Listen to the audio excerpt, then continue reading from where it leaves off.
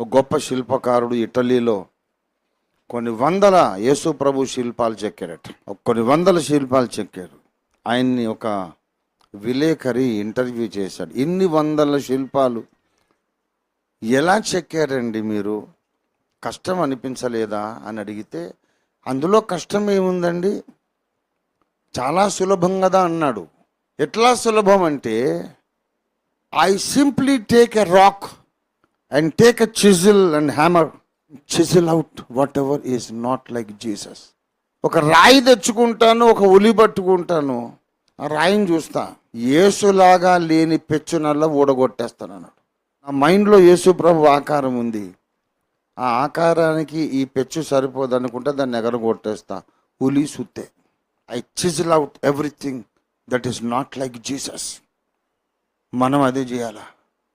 మన భావ ప్రపంచంలో, మన ఆలోచన విధానంలో యేసు పోలికలో లేని ప్రతిదాన్ని సుత్తిపెట్టి కొట్టి ఎగరగొట్టేసేయాలి.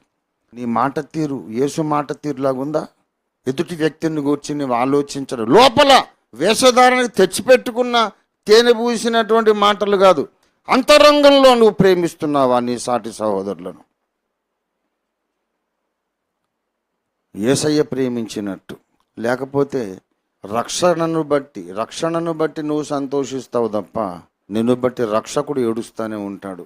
రక్షకుణ్ణి ఏడిపించి, రక్షకుణ్ణి దుఃఖపరచి, రక్షకుని చేత కంటతడి పెట్టించే దౌర్భాగ్యమైన బ్రతుకులు మనం బ్రతుకొద్దు. చాలా వేదనతో మాట్లాడుతున్నాను.